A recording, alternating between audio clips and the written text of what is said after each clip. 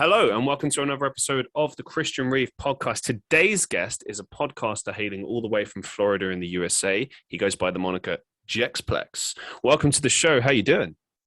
I'm doing good, and you?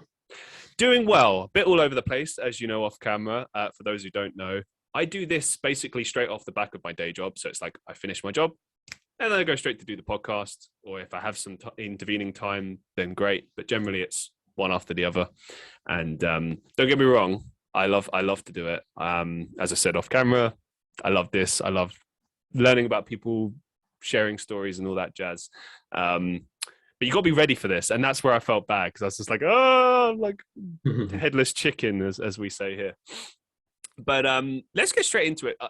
I think the most interesting thing I found when I was looking into my research on you, because it's difficult to find a lot of information on you. Like I got like a rough picture of you, but I mean, that's kind of what this podcast is about, is learning about people. But the one thing I did find was that you're doing this podcast that's called It's Jex. And, you know, it's a straightforward podcast similar to what I'm doing. You know, you're interviewing people. But the key difference, which I found really interesting, is that you have this this number that you've attached to it. And you get people to call in like a radio show to then talk to you. So tell us like where you came up with this idea, how you get your guests. And also one thing I want to know as well is like, how do you is it the sort of thing where you're just sitting there at the phone waiting and you're ready and you're in the zone? Or is it like you have to kind of quote unquote like vet them first to kind of make sure it's not going to be, I don't know, something crazy? I don't know, like talk to us about what this show's about. So I started just because I think that everybody's perspective is pretty interesting, and it doesn't matter who it is that you're talking to. It could be literally anybody, and that's the thing about it. That's why I like doing it. It's because any single last person, doesn't really matter if they're calling in to even troll, joke, or to just have a serious conversation. It's any type of topic. These people, whoever it may be, you just never know what's going to happen when that conversation starts to happen. And I found throughout my lifetime that having these conversations tend to be the best conversations. And like, sometimes I'd be like, damn, like, I wish other people got to hear that. Okay. So it's kind of, you're trying to capture spontaneity essentially. In a sense, that's interesting. Yeah, because like when I heard you, like you have a very similar cadence to myself, like in terms of how you approach it, which is interesting because like I listened to one episode and it was literally just some woman in a payphone calling you, and you hear you that's like, well, hello, you know, why are you calling? And you know, very like you know, like smooth and all that. And then there's this she doesn't really know why she's calling you, but again, there doesn't have to be a purpose, which I like. I like that kind of open-endedness about it, but it must make it difficult for you to like, I mean, how do you go about kind of the questions aspect and knowing how to guide the conversation? Because I mean, for me, just a bit of insight about what I do. I obviously do a little bit of research about my guests beforehand, get a rough picture of who they are. And then, you know, sometimes I have more questions, sometimes I have less. I rely a lot on ad-libbing based on what my guest says. So that's my process. But, you know, you're going on essentially nothing. You're going in cold. Like, how do you prepare for that? So usually whatever it is, or I'll usually start off every night kind of like with a theme, or sometimes I don't. It honestly doesn't even matter. But with these themes, usually I'll come up with them myself. So I'll usually be sitting around thinking. Like a great example of it the other day, I was sitting around and I was thinking, because there was a little bit of dust just on top of one of the books in my room, and I was looking at it and I was like, I was like, and I started thinking about it's weird. I started thinking about the dust, and I was like, it's kind of funny that like no matter how many times you clean, like this dust is always going to keep coming back. And then it kind of reminded me of when I was a kid and how like I thought the world was a lot more simple. I thought that you would just clean things and that you just wouldn't have to do it again. But obviously you grow up and then you kind of find out that's not true. So then that kind of came up, that brought to me like a theme for that same night. And that theme was kind of like, you know, what was something that you thought would be simple when you were a kid, and then you kind of grew up and it wasn't, you know. It's just kind of thinking about my thought processes earlier in the day and bringing it in the form of a question. That's brilliant. I love that idea. I mean, that's similar I have a similar thing sometimes when I go on Instagram Live and I just chat to people. Like, you know, you cling on to what people say, or you have a particular thought in your head, and sometimes that becomes a video, or in your case, it becomes a show idea, which I think is brilliant. And actually, that reminds me, one of the episodes I listened to, you did actually have like a theme, I think, that you asked your guest about, and then that obviously drove the conversation. But I suppose continue on with this as far as like just understanding the format and everything. Like how many guests have you had so far on the show? Upwards of 20, 30, 20, 30. I believe. Okay. And so far, like, what have been the kind of the most challenging aspects of it? Like, what have been the most difficult things? I think the most difficult thing for sure on my end, the most difficult thing is probably, oh my God, editing. Yeah. So much, it takes so much out of you. But when I'm actually doing it, I think sometimes I'll be talking to someone and I'll come across certain topics that I thought I knew how to navigate or talk around, but even then in the moment I find it difficult. For example, I had somebody that was talking about how when they were younger, him and his brother witnessed their mother being abused by their mother's boyfriend at the time. Wow. And so his brother got a knife and he stabbed the mother's boyfriend in the back. And, you know, in the moment I could tell you the story, but when the person is telling it to you and they're in that moment of vulnerability, well, it's not exactly like 100% vulnerability, because they're able to communicate it to you softly, you know, calmly. They know what they're doing, but at the same time, it's still a little bit difficult to absorb what they're saying and then also bounce off that and continue on the conversation. So sometimes I'll be caught in situations like that where it's a little bit difficult. That's hard, isn't it? Like sometimes I'll be listening to the stories that people share on here, and yeah, sometimes they're very poignant and heavy things, and you want that. I mean, without sounding horrible, like that makes for good content, interesting content, because it's real and it's you know, life isn't all sunshine and rainbows. Life is also suffering and hard times, and how you persevere and get through that. And but yeah, it can be difficult to a listen to it, b like it's hard to guide it, isn't it? Because in a situation like that where someone's pouring their heart out to you, it's tricky, like knowing like when you can really, for example, change the subject, or you know, how far can you dig in this, like, because you've not established, you don't know. I mean, before you came on the show, people listening won't know this, but every time I have someone on the show beforehand, I ask them if there's anything that they're uncomfortable talking about or anything like that. And the reason that I do that is for that exact reason, is to A, not to trigger someone, B, to kind of know where the limit is, the line is, you know. And I've noticed that not everyone necessarily cares about this. I mean, I think it's a bit different in podcasting, but I've noticed in television, for example, hosts will often not care too much about overstepping the mic. It depends who it is. Some of them will have been told beforehand, like, you can't ask this, you can't ask that, because that's just how TV works. But there's some hosts that don't care, and then when you see those big kind of blow ups on TV and, like, you know, dangerous situations that occur, it's because of that. It's because they've pushed the wrong buttons, and maybe unknowingly. But then you got to ask yourself, if you've got a guest coming on your show, you really should do your research. Like, it reminds me of the Will Smith, Chris Rock thing. I feel like if Chris Rock had, I truly believe Chris Rock didn't know that. That's what I think, because Chris Rock is a very intelligent man. He's a very well-established comedian. He's been doing this like 30 odd years. If he's going to pick on someone in the front row, he's going to know the situation. And also, here's another thing that no one's talking about with regards to that. Is that a lot of jokes get written for people. And I feel like maybe that wasn't his joke. Maybe that was written for him. Maybe. But I feel like he definitely didn't know about the whole alopecia thing. That's the vibe I get. And the reason that's relevant is, obviously, if you don't know that you're going to cause great offense.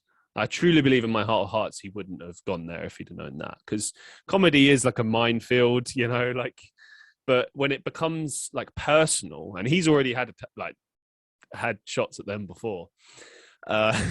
People forget that back in 2016 he went had a little pop at them, I think, because they boycotted the Oscars because of the lack of representation in that year. And it was a difficult, it was an uncomfortable situation, I think, for all, certainly. But the aftermath is almost more interesting than the actual situation itself.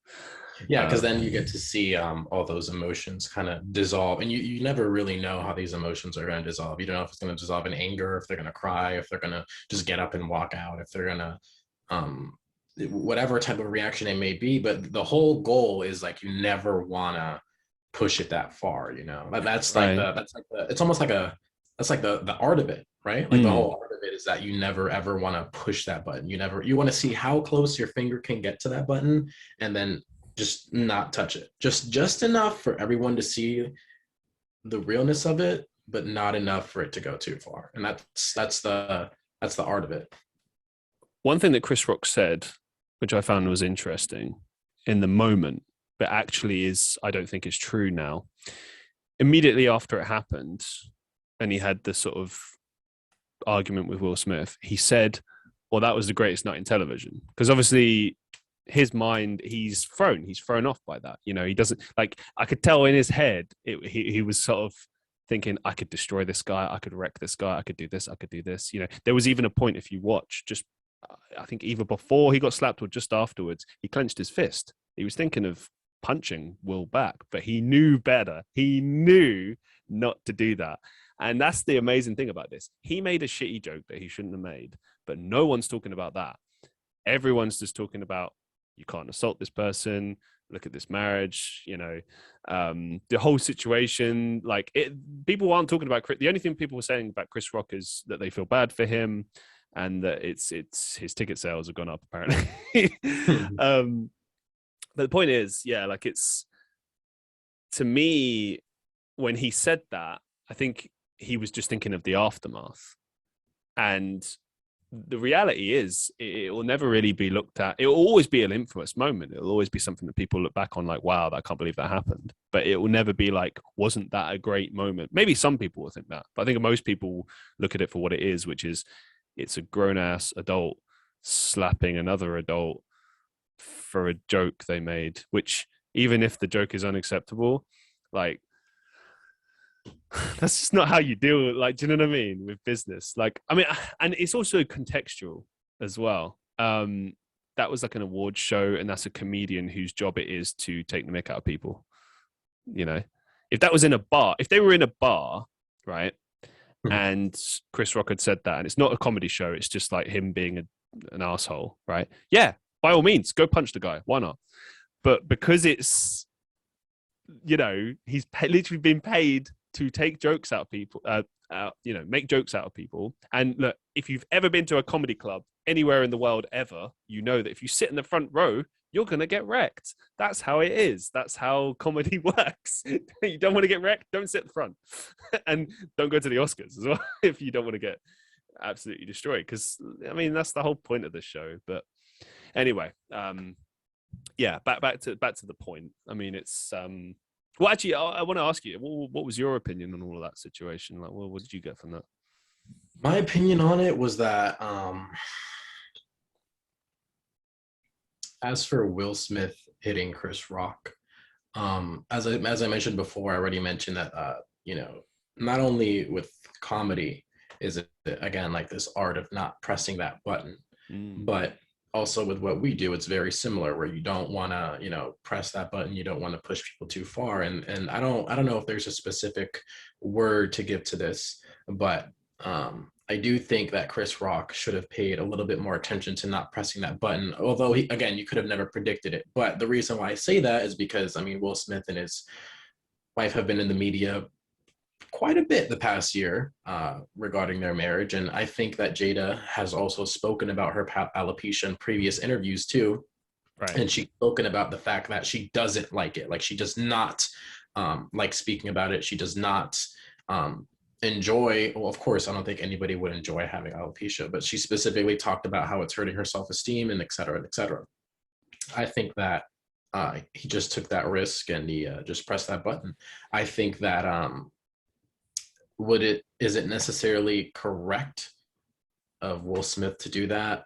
Probably not. But again, if you press that button, you don't really know what the outcome of it is going to be. So that's what I would say about it. I don't necessarily condemn him for it. If anything, I think it's just more of a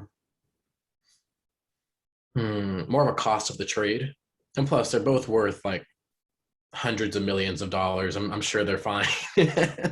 See, their bank accounts might be all right, but I'll tell you what, this, if nothing else, is proof that it doesn't matter how much money you have in life, you can still have a life that you absolutely hate. Like, I'm sorry to say it, but from my perspective, looking at, like, I've been in a relationship before where there's toxicity and controlling, abuse, that kind of stuff, right? And that's the thing. I recognize that from a mile away. When I heard about their marriage and everything that's going on, I was like, it's the same. I've been through this. I know what this is like. Not to that extent, but there were certain things. Like, for instance, certain behaviors I found myself doing as a result of trying to please this other person, right? And that was what that was. That had nothing to do. That wasn't Will wanting to do that. That was he's trying to please Jada in any way he can. And that's the interesting thing. We don't actually see the shot of her looking at him or him looking at her, because all we see is him going and her eye roll and not liking the joke. Then it cuts away to Chris Rock, and the next minute you see Will walking up to the stage. So in that moment, that's definitely where there was like a look exchange, like, well, are you going to do something about it? He knew he'd have to do something. And I spoke about the aftermath before. That's what has transpired since then. She's turned around and said, God, I feel so bad for Will. She turned around and she basically said, I'm a strong woman. I don't need a man to protect me. Basically, she's not standing behind him. She doesn't support it, basically. And it's like, if you're a married couple, if you're married, you're in a relationship, like, you should stand by the person you're with, like, even if they're wrong, still stand by them. Just tell them behind closed doors, like, hey, listen, you're wrong and this is why, and blah, blah, blah. But like, like, when you do that in public, it undermines you. It just makes you look like a fool. Like, their relationship, I don't know why, but they've decided to air their relationship in public, and that's their choice, right? But it obviously, it's a problem. Like, I was listening to a podcast about this the other day, a wrestling podcast actually, but this came up, so it's funny how things work. And one of the points they made was that because they've made the decision to air this in public, what it means is they are basically acting 24/7 in public. Like, that relationship, I wouldn't normally turn around and say something like this in terms of, like, I'm not there, I don't know how it goes, but I can see with everything that's going on, plus my own personal experience, their relationship is awful. It's terrible. They shouldn't be together. I know they probably stuck together for the kids. They tried to make a family unit, and I totally respect that. But look, if you're not happy, you shouldn't be together. That's the long and short of it. It makes everything else worse. And that's what I see. They just seem to be acting 24/7, which in itself must be really tiring. And secondly, like, that must be hell when you get home and you can finally take the mask off and sit down, and God, what must that be like? I can't even begin to imagine what that must be like. I definitely would say that a lot of it definitely is acting. In a sense, I do think that a lot of it is they're doing this for publicity, which makes sense. They've been in the game for multiple decades. I'm sure they know how the media works and how to attract people's attention. I do think that kind of using their marriage as like this tool almost to gain this attention Um, I think it's definitely not something that's unheard of, I would say. I would say that it's somewhat common in history that we can find that. Um, do I think that they don't know what they're doing though? No. And the reason why is because, like I said, they've been in this game for so long. I'm sure that when they get home and, like you said, they take that mask off, I'm sure that they both have agreements on certain things regarding what they put out to the media, um, as to how they want to handle these things. Because there's definitely an angle to this where it's like they're producing income, they're getting more views, more X and X, more whatever it may be. I think that, at least for me, I try not to take what's going on with them as seriously, just because of all that previous context, in a sense, if that makes sense. Just how long they've been doing this, their age, all the history that they have too. So you think it's kind of like BS and they're just putting on some sort of, essentially like a facade in order to just get more attention? I think it's a combination of both. I think that there's definitely like, there's something wrong going on over there, but they're also like, hey, if this wrong thing is happening, we could also, like, I think that it's definitely a mix of both. I feel like, go on, sorry. I was going to say, I don't know which one is more. I don't know if it's more genuine or if it's more act, but there's definitely like, 60-40, 70-30 on one or the other side, if that makes sense. I think like, and it brings me into a bigger point, which I want to move with, is this idea of reputation. I feel like Will Smith has completely shattered his reputation. Because I thought at first I looked at this from professional wrestling standpoint. I was like, it's a work. It's not real. It's fake. It's a work. It's a work. Right. And then I watched some other things, some like body analysis things. I had some time to like, because that's the thing, guys. Always take some time to think things through before you speak, before you voice your opinion, because the longer you take, the more you look at it through a lens and the more you understand it. And I completely did a 180. I looked at it and I was like, no, this isn't a work. This isn't fake. This is just a really horribly uncomfortable situation that doesn't benefit anyone. I mean, it kind of inadvertently benefited Chris Rock. Like he'll be fine. This won't, like the worst situation that will come out of this for what Chris Rock is, haha, that guy slapped you, which, to be honest, he don't care. I'm sure he's been attacked plenty of times for doing comedy before. Like, and also, just one thing, by the way, did you notice, like, when he got hit, I looked at it, as soon as he got hit, I was like, there's a man who's definitely been punched in the face before. Yeah.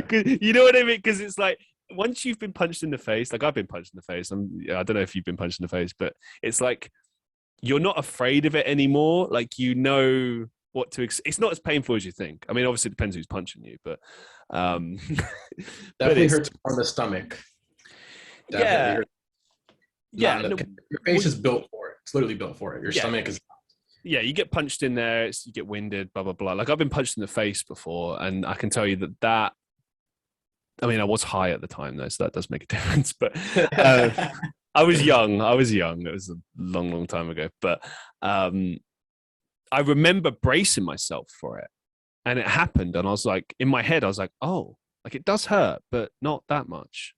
And this guy was a blunt pain, not as it just doesn't, again, your face is built for it. You have your cheekbones, your jaw, your skull. It just doesn't really hurt as much. For me, it's definitely the stomach that if you don't have if you haven't prepared yourself for it or haven't had it before, it's a much sharper, it kind of shoots through your body almost.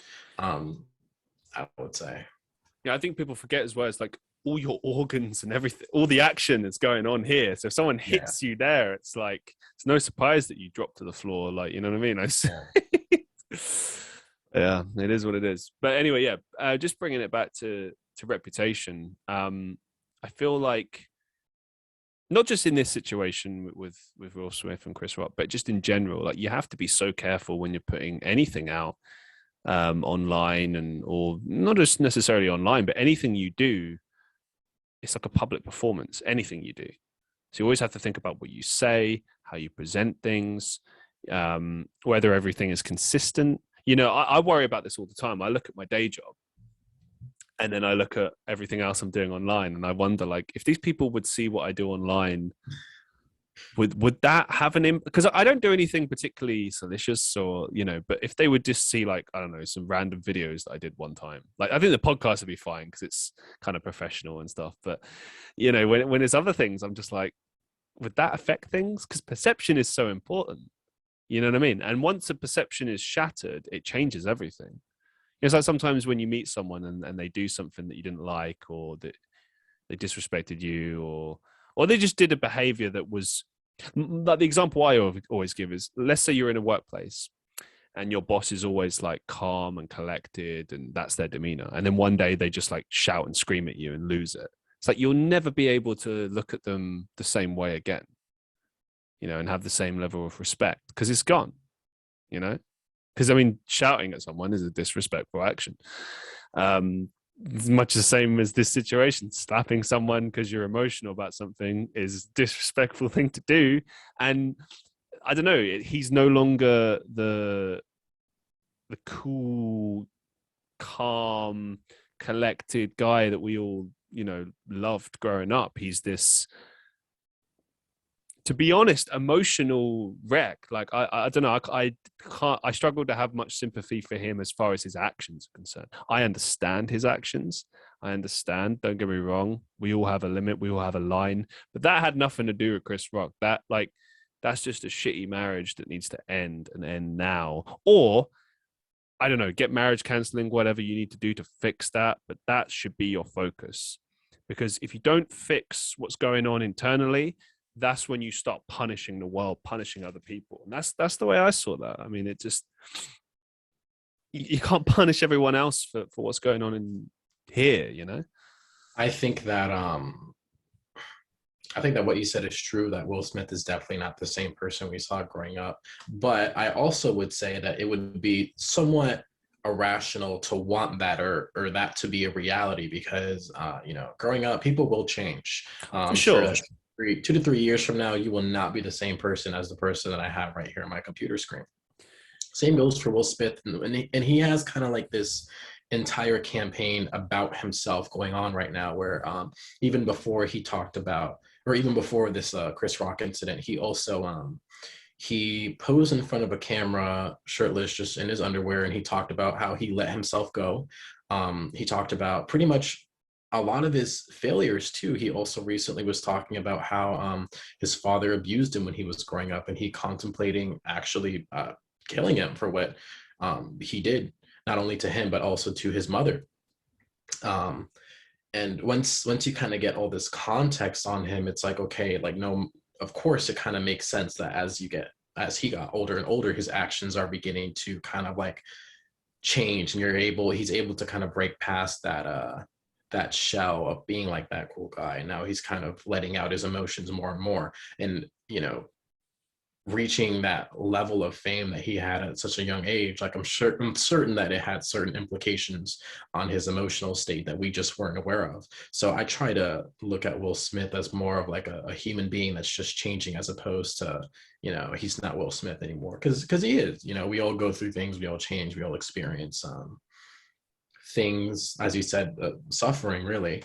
And the one thing that occurs out of suffering is just change. I think that, you know, he's been rich for such a long time that slapping Chris Rock, of course, seemed like it was definitely in his ability to do so. And it was. I mean, it doesn't seem to me like he's had any real repercussions for it.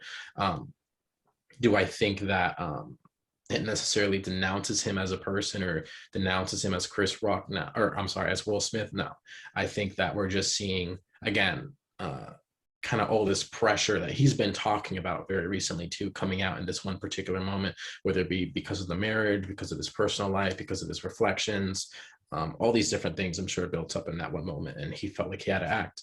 That's how I see it. I see it as more of a reasonable explosion, I would almost say. And honestly, if I were in his position, I'm not sure if I would do anything different. Yeah, no, I totally agree with you. And thank you for sharing that. I think that's a really well thought through perspective. I've had that perspective before as well on this. And I mean, my response to that would be, at the end of the day, I think the expectation generally is as you get older, you get wiser, you get more. Because there's two types of intelligence. You got your standard kind of, I suppose, knowledge and life experience and everything, and then you've got emotional intelligence as well, which is a totally different ballgame, and that's more to do with not just controlling one's emotions, but understanding how emotions work and stuff like that. And when you were talking then, the key thing that came into mind was this idea of like repressed trauma, because you made solid points. He became rich at a young age. We've seen that time and time again, how that has an impact on people. Pushed into not just, we're not just talking about anyone here. He was at the very top. He was like king in the 90s, from everything, movies, popular culture, television, music. I mean, he's king of the world. Or the entertainment sphere at least. But that obviously is going to have its impact. It's going to take its toll completely. I totally get that. But here's the thing, like, when you've got access to all those resources and money and stuff like that, like, you've got to learn to take care of you first and foremost, and you've got to grow in every sense of the word. And that's the thing, like, growth is a continuous thing. It's always, like, if anything, like, the reason why I don't have as much sympathy as maybe other people is that, Will Smith is in his 50s. He's got children, marriage, children. I think they're adults now. I think, aren't they? They're in their 20s or whatever. Like, yeah, they're in their early 20s. Right. So it's like you get to that point, like, Jesus, I mean, I'm 28 now, and I can tell you in the last, say, 5 to 6 years, there's been a lot of growth. And I put that straight down to experience. I mean, for example, I know that do you mind if I share your age? Is that okay? Yeah. So, and that's the amazing thing to me. When I listen to you speak, I'm amazed, like, how mature and stuff like that. But the thing that comes to my mind is you've probably been through some stuff that's shifted how you think. Do you know what I mean? You don't get to that level of maturity without having gone through some shit, experienced some stuff, seen some things. That's how experience works in life, But the thing is, it's a choice how you choose to use it. You can use experiences and not learn anything from them, or let them be a victim, or let them define you. Not saying that's what Will's doing. I'm just saying, in general. I think with Will, I think it's more a case of not addressing it. I think, with the things that you spoke about, the things that happened with his father rising to fame at a young age. And now I don't think it's a coincidence that he's with this woman who manipulates and uses him, and he doesn't fight back. I'm not sure he has the strength to do it. And I'm not questioning him as a man. It's not about that. It's about having the strength and belief in yourself to know that you will be okay if you walk away. Like, I wish them the best. I hope that it works out in some shape or form. But right now, he needs to do some soul searching and really, like, address this properly. And whether that's through therapy or whether that's through, I don't know, whatever you need to do, like, you got to address that. I think that's I think I have 2 points I want to make. So I think the first thing that you said, that you kind of started off with, is that you said something about emotions and how emotions, I personally think that he went through all these things at a young age, and then of course he blew up at a very young age. And I think that at that point in time, he wasn't able to truly understand and process what happened to him, because there was so much forward, there wasn't enough time to look backward, I would say. Mm-hmm. And emotions are a very complex thing. When you're happy, you're going to express it in a completely different way than I do when I'm happy, for multiple reasons, whether it be from your background, your culture. Maybe you have certain hobbies that influence how you get happy. Maybe you like to dance. So maybe when you get happy, you like to dance, or maybe you like to write. So you get happy, you write about what you see in the moment. All these different things, from the time that we were in somebody's, honestly, somebody's testicles, and then we came into this world, we've had a completely different experience of everything. And it's really difficult to be able to look at every single last person in this sort of light. But once you begin to try to have that overarching perspective, at least for me, when I look at Will Smith, I'm able to see that all these things happened to him at a young age. And honestly, I think I was around his age when he blew up. I think that at this age where I'm at, I'm still just really generally reflecting on my childhood and how that affects me to this day. And just seeing how the things that from my first perceptions of the world, how I currently may still have them or how I currently don't. And I'm learning which ones are useful to me and which ones aren't. And this is a very valuable time for me. This is why, partly part of the reason why I even do what I do, because I'm able to get so many different perspectives from different people who are older or maybe even sometimes just a little bit younger to see how they're dealing with these things. And honestly, again, if I were Will Smith in his position and I were to blow up right now, if I just got like a million TikTok followers, there's at that point, there's nothing to look back at, because now forward is it's hitting me like a truck, And I think that, once he got that, having kids at that point, when you have that much money, it's less of a stress. You have all these resources that are necessary to you. Honestly, like having a child at that point is just a thing that you can very easily do. And I think that the hardest thing at that point to deal with, I would say, once you blow up, would probably be your emotions. And again, I've already said how difficult emotions are to process. When I get angry, again, it'll be in a completely different way that you do. And we all have different emotions that we have trouble processing. I think that my emotion that I have the most issues processing is probably sadness. I don't like to entertain sadness. I try to avoid sadness as much as I can. I don't like watching dog movies. Oh my God. No. My way. I will go the opposite way to not watch a dog movie. I do not like entertaining that emotion. That emotion is very difficult for the chemical reactions in my body for me to understand how to process those. And that's just me. I'm just a regular human being. And Will Smith has come forward talking about everything that's happened in his past. And I think that, to me, if anything, it makes him more human. Maybe I'd see Will Smith a little bit more differently if he wasn't because even before he slapped Chris Rock, he was talking about all these things. Maybe I'd see it a little bit differently if he wasn't so open about all these things that are happening, and open about how bad his marriage is, and open about these things. Because I think he does that for a reason. I think he does that so everyone else can learn from it and see his mistakes. Or you can go ahead. Okay. The reason I disagree with this is only on one point. I think all of the stuff that you're talking about with regards to him self-reflecting on his life, totally agree with that. Yeah, that's part of the recovery process. But specifically when it comes to his wife, that chat show that she's got where she airs dirty laundry to the world, that's her thing. That's what she chooses to do. And he has to take part in that because that's what she wants.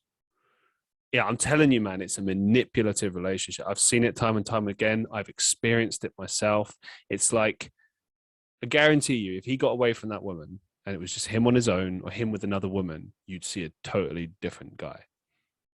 Honestly, I was ignorant to the fact that she had that show. I wasn't even. I know a lot more about Will Smith than I do about his wife. So what you're saying, definitely a good point. And of course, you definitely, I could tell that you've listened to the show a little bit, so you know how she talks. Not even. Yeah. I've just seen clips. I mean, I was introduced to it when they had their big conversation that everyone memes and makes jokes out of and stuff like that. But I looked into it a little bit just to kind of get an idea of what's going on, especially when this stuff transpired, because I already knew about their relationship, as most of us have, but I looked at it with a different light because I looked at it from my personal experience, what I've experienced in the past. For example, I'll give you another example. When I looked at the Johnny Depp situation with Amber Heard, there was one clip that made me realize 100% that he's innocent. And it was something very simple. He was at some film festival or something, and he's talking to reporters, and he begins to kind of look over his shoulder, right? As if to kind of ask for approval from Amber Heard, who comes over.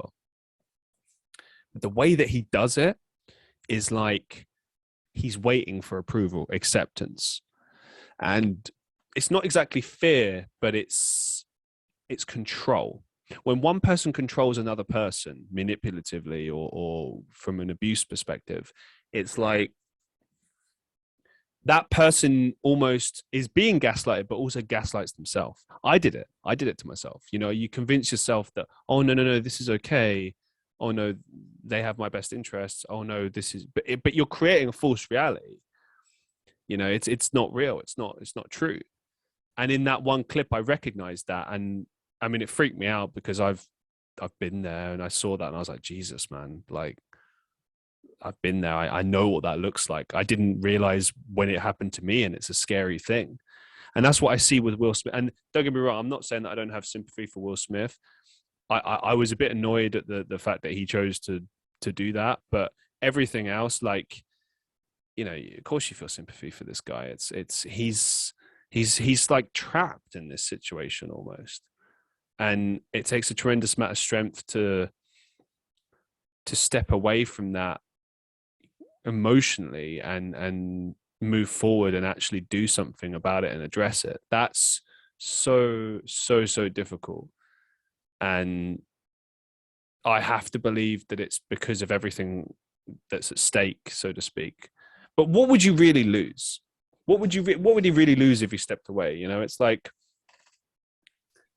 okay, you're not the couple anymore, you know, but like everyone knows that the marriage isn't working anyway. Just, oh man, I feel so bad for the guy. Sorry, I know we've spoken at length about this, but I think the reason why it's interesting is because of not specifically the incident itself, but what it represents in terms of relationships. Do you know what I mean? And like the things you can take from it and learn from it. Because even to this day, things keep coming out about it, new developments and stuff like that. And I look at it, you know, because I mean, you're a mature young man. Like I'm older person. I'm nearly 30 now. I'm like turned 29 in May. When I look at a situation like that, I don't laugh at things like that anymore. Like when it first happened, I saw it. Initially I was a bit like shocked. There was a bit of laughing, I'll be honest, because I was like, what the fuck? But then I sort of sat down and thought about it, and I was like, this is not funny. This is disturbing, to be honest. And that's the reality of being an adult, isn't it? When you sit down and really think about things, it's hard to do. I think we're all guilty of it sometimes. We see things out of context. We see things just happen, and our initial reaction is what it is. But when you sit down and really dig into something, then you begin to realize, like, oh my God, things are like this, you know. And it's just part of being human, I think. But certainly, I do think as you get older, your lens of how you look at things changes. Definitely changes. 100%. Right. I wanted to know a little bit more about kind of you outside of your podcast. Like we'll come back to them. I've got a few more questions about the podcast, but I just want to focus on you for a minute. Like, what's your background? Like, where? Because clearly, obviously, you've got a gift for communication. You've got a gift for being able to talk to people. Does that come from studying? Does that come from, I don't know, maybe something you learned in childhood? Or like, where does that come from? Like, who are you? Who are you?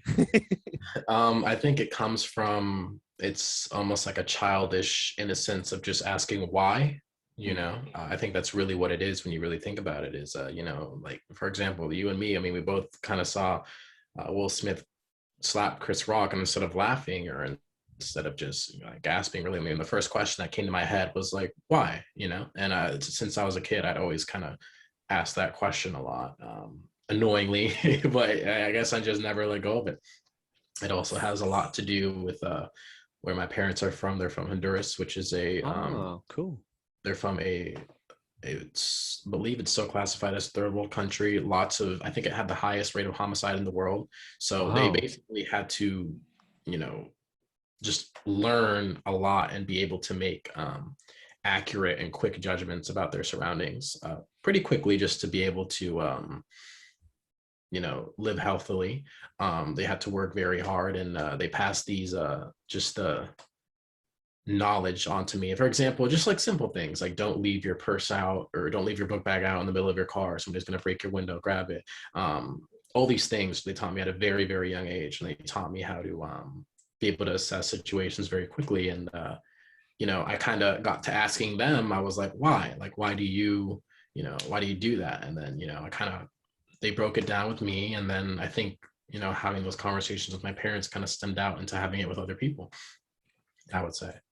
I had the exact same thing with my mum growing up, and she was criticized heavily for it by everyone around her. They're like, oh, you shouldn't talk to him like that. He's just a boy. He's just a child. He's not an adult. But I was exactly the same as you.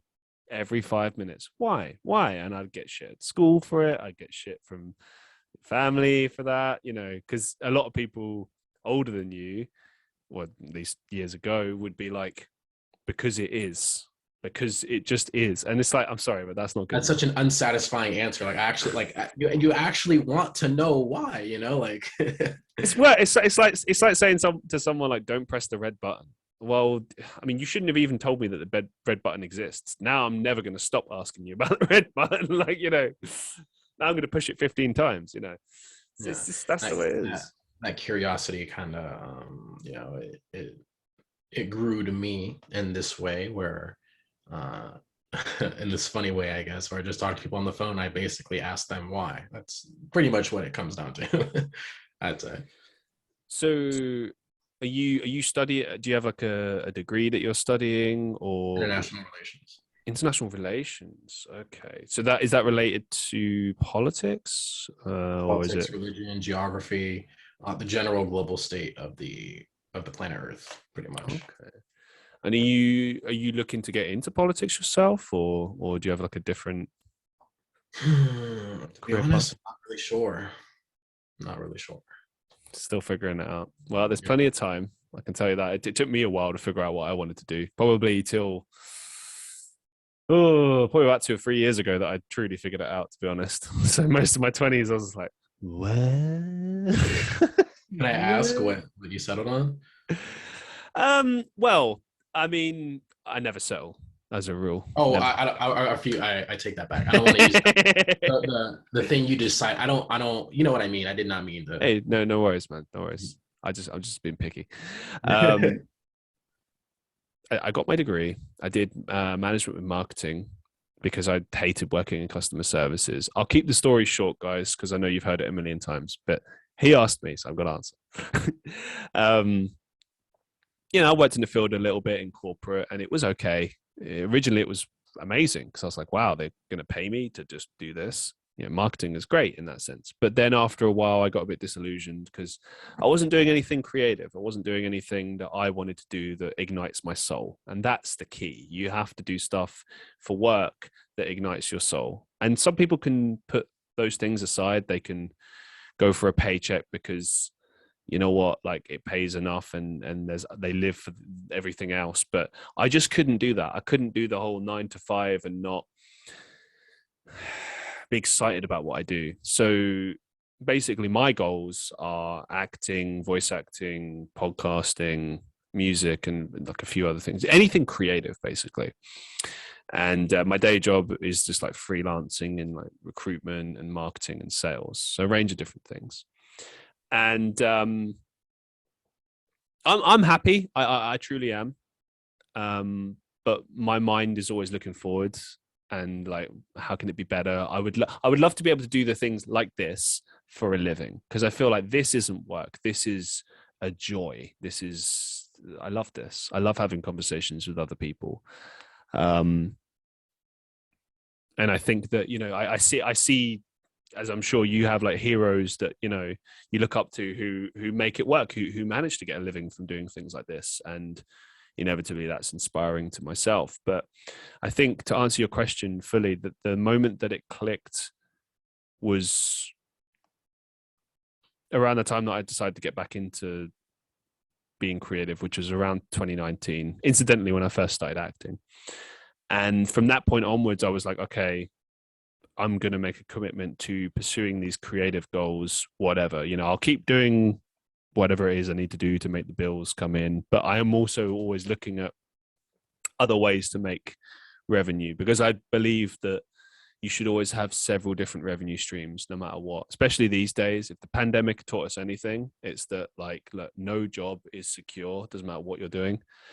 So have a lot of different revenue streams, and like watch your back, like look out for yourself first and foremost. You know, when companies say stuff like, "Oh, we're a family," don't listen to that bullshit. That's would you throw out your family when they need you most? No. Come on. Oh God. Their family when it suits them. Anyway, that's a whole other conversation. But yeah, I mean, I suppose the point here is that, like, that moment when you figure it out what you want to do, I think it comes through a process of trying different things, but it also comes from understanding who you are and what you are best at and what you contribute. And I can't speak for yourself, but I mean, after having checked out your show and what you do, you clearly have a gift for communication. And that's something that whatever you do in life, you'll probably find that it involves a lot of communication. For me, I realized that everything I do involves creativity and also communication as well. Those two things, it's like the thread that links everything together. There'll always be something within your life that links everything together, and it makes sense, like why you've done the things you've done to get to this point, and why you continue to do the things that you do. Like, I don't believe any time is truly wasted. It's just getting you to where you need to go, but you have to learn those lessons first. And Of course. yeah, it's an interesting journey, and you know, whatever you end up doing, you'll look back and it'll all make sense. God, I sound like a right old man now. It happens. It hits you one day, you know. It wasn't that long ago that I was just the young fool, and now I'm the old fool. Depends who I'm around though. Sometimes I get people older. There'll always be someone older than you that'll be like, "Oh, you're a little baby." And I'm like, I don't feel it. Like because that's the thing that they don't teach you as well, is that you don't suddenly become an adult. You just get older. The years keep coming and they don't stop coming. And you, in your mind, and I've seen this time and time again, there's people I know that are like in their 60s and 70s, and they have like the mind of a 20 or 30-year-old. And not like they're immature, but like they could conquer the world. You know, they still have that fire, but unfortunately the body just keeps aging, and you have to accept that change. As you can't fight it, but at the same time, it's like we just keep getting older, and it's our choice whether we learn or not. Like, sometimes you'll meet people in life that, like, and I'm sure you meet them sometimes, where they're like 30, 40, 50, 60, and they're so immature, and you're like, how is this possible? I don't understand how you could go through life and not grow at all. Like, what? But I think that comes down to choice. I honestly do. You know, it's a choice, and it's a matter of self-reflection. But self-reflection isn't easy, because the brain's first mechanism, usually, for whenever you're confronted with things that you may not want to be confronted with, is to be defensive. You don't. I think the hardest thing about it is that you have to tell yourself that you were wrong, and you have to make accurate judgments on how you could have been better about it, either with somebody else's guidance or on your own. But either you want to be good at doing it on your own. But of course, guidance never hurts. But you always want to. It's kind of hard to get to that point. I'd say it takes a lot of humility. Humility is a little bit hard to come by sometimes. Tell me about it. Over the years, I've seen that, and it's just like, is it really that difficult to apologize and just own your mistakes? Like, people act like that's such a big deal. I mean, it is a big deal in sense, it, you know, represent what it represents and why it's important. But the actual action of it, people act like it's like a dishonor, and it's like, no, it's just being human. Like, you're not perfect. No one is perfect. And yeah, it sucks, you know, thinking about mistakes you've made, people you've hurt, you know, but that is part of life and part of growth. And all you can really do is the best you can in that particular moment, and make a sort of a promise that you're going to learn from those things, both to yourself and to others.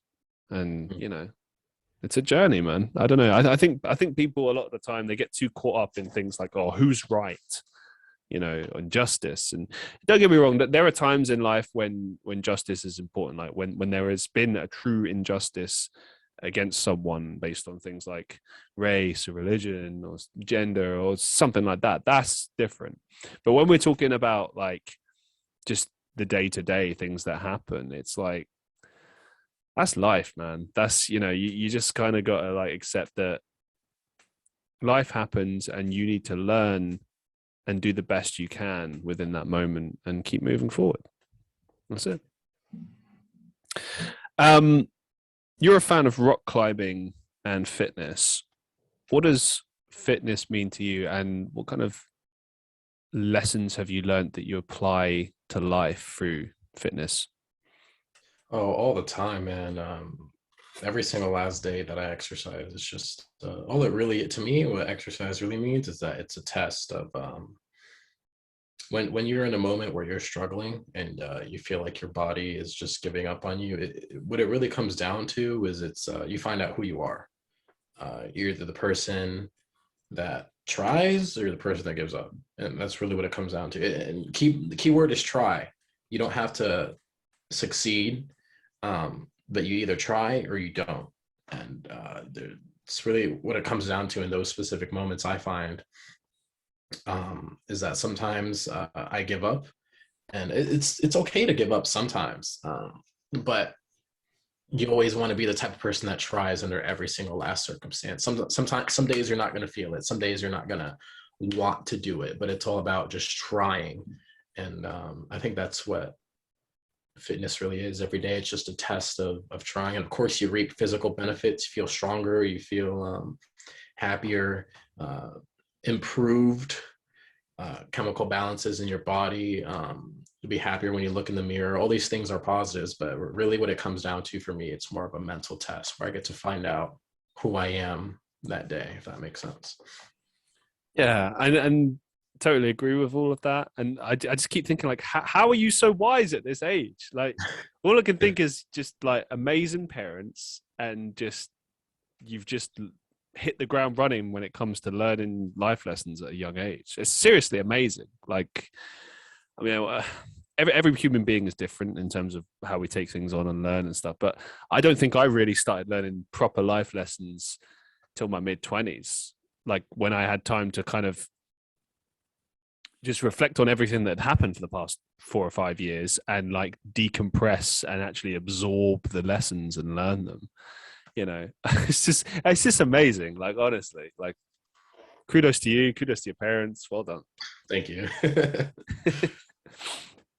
Throughout the course of producing your show, what have been the kind of favorite conversations you had so far? Ooh, oh my God. This question changes because I feel like every day you wake up in a different mood, if that makes sense. Today I woke up in kind of like woke up a little bit late, but I think the reason why this conversation sticks out to me is because like I was a little annoyed I woke up late, but then I remember I had this conversation with this guy who had terminal cancer, and he was talking about and it's the way this man came off too. It was insane. He had this certain people have certain auras whenever it is that you speak to them, and you can truly tell if they're happy or not. And this guy was very, very at peace with his diagnosis, and he was talking to me about it, and he was telling me that that when he found out that he was diagnosed, he got a sense of peace because he knew how he was going to die. He knew that cancer was going to shut down his systems one by one. He also said there's 2 questions in life. Is there life after death, and how am I going to die? He said the first one he doesn't know, but the second one, he said the first one, is there life after death? He said, I'll let you know. And then the second one, he said that he has the answer to that question. And that really it's the peacefulness, it was the wholeness, it was the acceptance that he had about that question that really that I think about sometimes. And I'm like, man, like I wonder if he knows. Well, I told him, so I hope he knows. But I was like, damn, like that it's just that peacefulness and that wholeness and that acceptance is what it's kind of motivating in a sense. You know, it's motivating to want to reach that level of maturity and acceptance of being someone that's able to be in that situation. And like you said, again, it's a choice. Choose not to sulk about it, you know. And it's a wonderful example of, I guess, how I want to live, if that makes sense. Yeah, there are these moments in life that are quite poignant, or I don't know, when we don't even necessarily have to be reflecting on things. We can just be in that moment, you know. So I think of times when I've just been walking along like a nature trail, petting a dog, hugging my mother, I don't know, something like that. And it's like just a beautiful moment where you're at peace with everything. And suddenly you stop worrying about all the stuff that doesn't matter and you think about what does matter. And obviously that's different for everyone, but I imagine in that particular gentleman's mindset, it's like there's nothing to worry about anymore. You know, now it's just about enjoying yourself and taking each day as it comes, which we should be doing anyway. You know, when I have a bad day, and sometimes it'll be a few days, sometimes it'll be a week, you know, sometimes it won't be for a long time. What I've started to tell myself is tomorrow is a new day, better times are coming, and there's always some silver lining to be seen. Or yeah, I think it's important to give yourself a sense of perspective. You know, when I start getting a bit low and I get a bit self-deprecating and, you know, a bit miserable, I start to sort of not like get annoyed at myself, but I sort of sit down and I'm like, dude, gain some perspective right now. This is what you have. And then I start thinking about what I have, and I'm like, I'm blessed. I'm very lucky to have this. And suddenly that feeling of sadness it doesn't trickle away straight away, but it starts to kind of calm comes down bit by bit. Mm-hmm. It does, because you start to remember what's important. And I think that's the key. Like when we're truly relaxed, it's beautiful. Like you think about a time when you've been with your buddies or someone you love or whatever, and they're really stressed and you manage to calm them down. And then they're just in that moment with you and you're enjoying the conversation.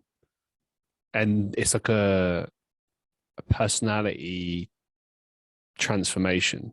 You see that person in their best light and you get the best from them. And just in that moment, they're not worried about tomorrow, what happened yesterday. They're just there with you, enjoying that moment. And I think that should always be the kind of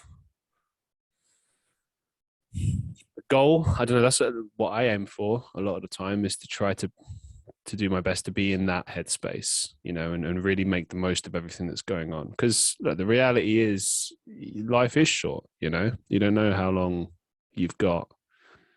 And life can change in the blink of an eye. So you've got to be present and making the most of what you have, you know? Yeah. Since you're a very wise man at such a young age, I've got a couple of questions. Well, I ask every guest these questions, but I'm particularly intrigued to hear what you have to say. What's the best advice you've ever received?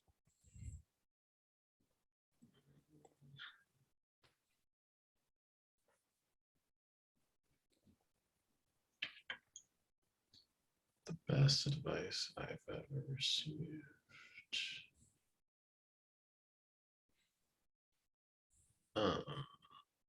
The best you can is good enough. Damn, the way you put that is brilliant. Like I've heard similar things even recently, but yeah, like that's a great way to word it. Because the similar advice I've heard is, like the best on that particular day is the best you can do. But that's hearing someone say it's good enough, you're good enough, this is good enough. That's so important.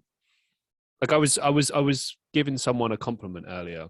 So not compliment. Me and a few friends were trying to make someone feel better because they've been let down by a friend. And we just kept piling on the compliments, but they were sincere and we meant them. And we're like, hey, it's going to be okay. This is the way it is. And, if this person doesn't appreciate you, well, we appreciate you because this is what you are and you're brilliant, blah, blah, blah. And they messaged me afterwards just saying, thank you. Like, I feel so much better. And I sat there and I thought about like the impact of that, because this person will feel like this again. Unfortunately they have confidence issues, as many of us do. But they're a very bubbly, warm, friendly, happy person. So it's kind of sad when they get sad because it's like, these people are so precious. Like that bubbliness is something that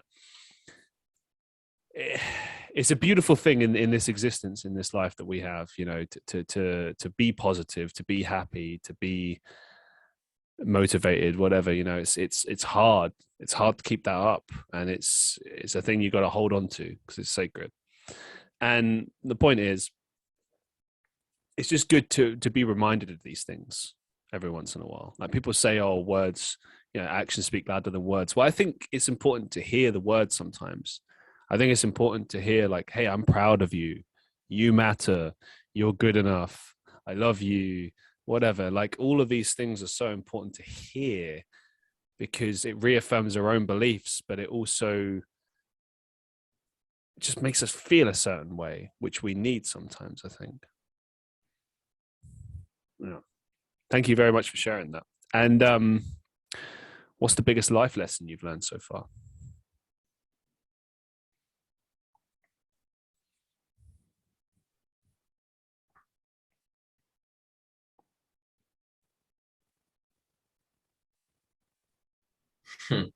I think that the biggest one I've learned so far is that it's always easier to do the wrong thing than the right thing. Oh, do you mean in terms of choosing to do the wrong thing, like the morally wrong thing? Yes.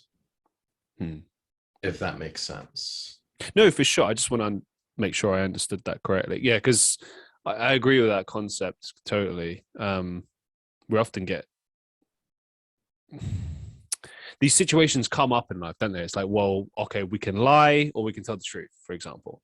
And often lying is a lot easier, but then people forget, lying is disrespectful. It's someone on my podcast recently put it amazingly. I've never thought about this before. They said, when you lie, you rob someone of the truth. You rob someone of their reality. That was it. You rob someone of reality. And I thought about that and I was like, damn. Because sometimes by doing that, you shift their reality for years, potentially. They can believe something to be, and they can base all their decisions and everything on that one thing. And then suddenly, right, the facade has been shattered. And it's like, wow. So yeah, totally agree with that concept. And it's just the harder, I often find that the harder things to do in life, long term, are always the best. Like when you choose that more difficult path that is right, you feel in your heart is right. Like I can think so many times when I feel uncomfortable because I know I need to tell someone something they need to hear, like it's the truth, or like an uncomfortable truth or something, and I'm like, and you feel it, like it's so easy. It would be so easy to just lie, and I'm like, no, you need to just do the right thing, and then you do it. And then often it's not until later that it becomes like you see the benefit and the impact of that. Often at first, the person doesn't want to hear it and it's not great to hear, but they'll respect you so much more for giving them the truth, giving them what was right, rather than what they expect to hear. I think a lot of that's the thing about me in telling the truth. Like I just tell the truth because like, A, it's a lot easier that way. B, it's the right thing to do. And C, it's funny like how often people don't expect that. They're like, oh, okay. Wow. Like that people expect to be lied to. It's so bad. Oh, anyway. As we draw things to a close for today, do you have any upcoming projects or some final thoughts that you'd like to share with our listeners? I would just say that I'm just posting new clips on TikTok, and I think I literally have over 9 or 10 episodes that I need to upload that I haven't gotten to because of school. So I'm going to get on that Saturday, but definitely just new clips in a different format that I'm going to be posting on Instagram and TikTok for the most part. Excellent. We'll keep it up. I think you're doing an amazing job, and I really like the concept. It's been an absolute pleasure talking to you, man. Thank you so much for appearing on the show. Thank you so much. You have a wonderful, what is it, day, evening? What is it? No, it's evening. Yes, it's evening here. So I guess it's afternoon for you, isn't it? Imagine. Yeah. Thank you so much. And to all the listeners of the Christian Reeve Podcast, as always, be safe, be well, and I'll see you in the next one.